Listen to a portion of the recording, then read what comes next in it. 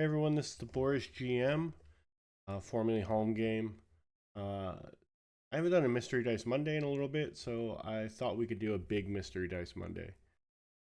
So, I want to talk about Advent calendars, and I know March is a weird time to talk about Advent calendars, but it's also the cheapest time to buy Advent calendars. So, I always look for them after December to see if I can find a good deal. And this time I bought three. Um, So let's start with Fanroll. Fanroll isn't a company that I buy from very often.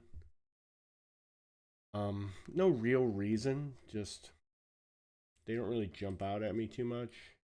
But that might change after this.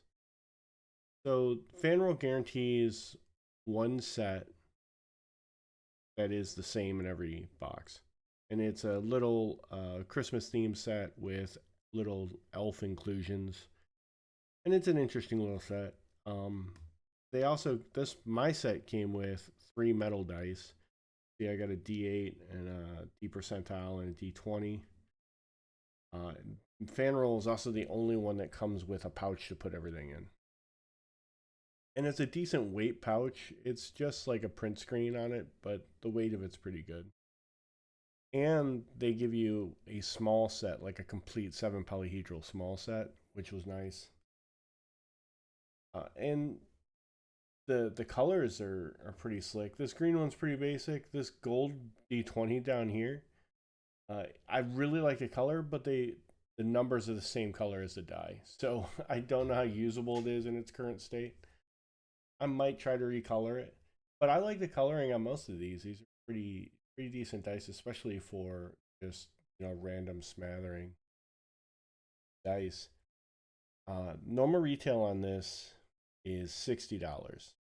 I found it on sale, and this one they charge shipping. I got all these through Amazon, but this one charged me shipping. This was about 40. I think with tax it might have hit $42. So still about $20 savings right now.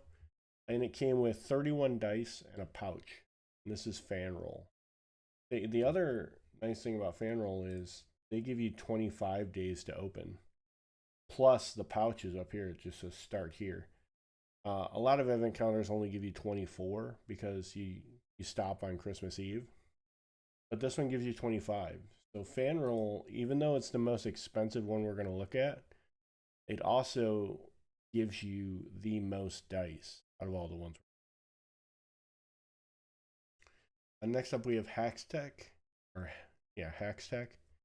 Haxtech surprised me with their grab bags. I think they're random seven polyhedral sets you can buy.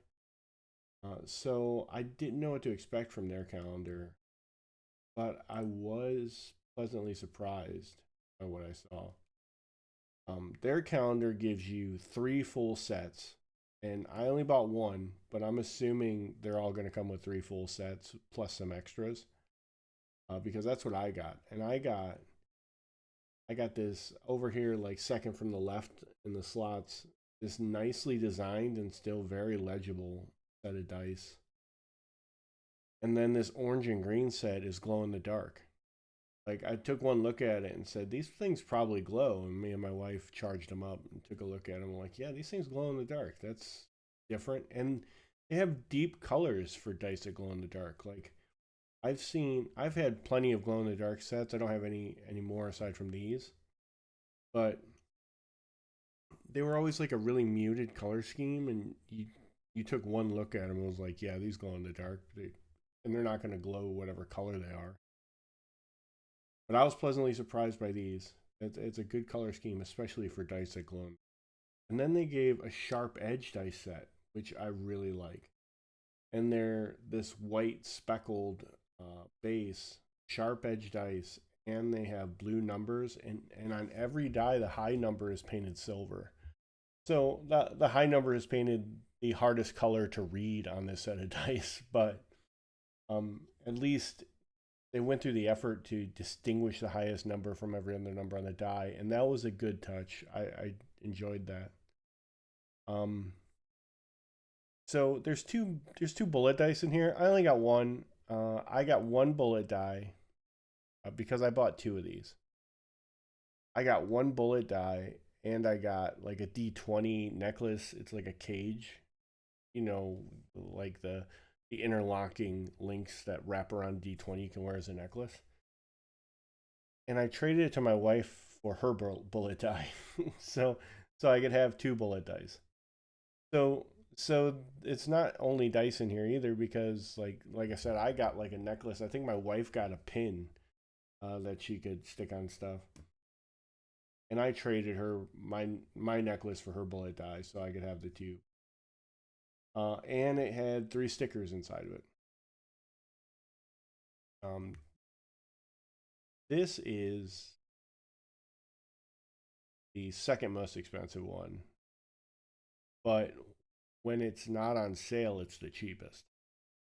So, not on sale, it is $30. I paid $26. So the sale wasn't great. But the quality of the contents in this are pretty outstanding, especially for the price compared to other dice or other advent calendar dice. And that's Haxtech.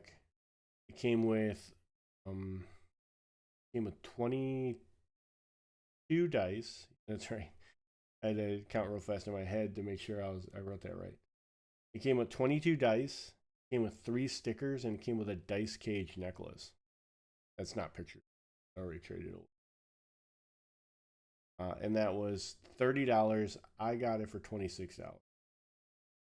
Haxtech.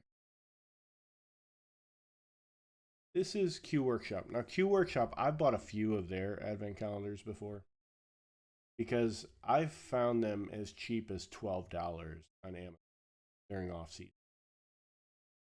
The normal retail on this, best I could find on their website, was $55. I don't know how accurate that is. That seems high. I feel like I see them regularly for around $30 when they're not on sale. So the $55 price tag, I don't know where it was getting that from, but you can for $30 it's okay. For $50 I would stay away from it probably just because I don't enjoy spending that much money on random stuff. You know, it's like I don't even know what I'm getting, so I wouldn't spend. Um, so I put down the cost as $55. I paid $23 on Amazon, and it came with 24 dice, not 24 sets. That'd be out. It also guarantees 1 set of dice,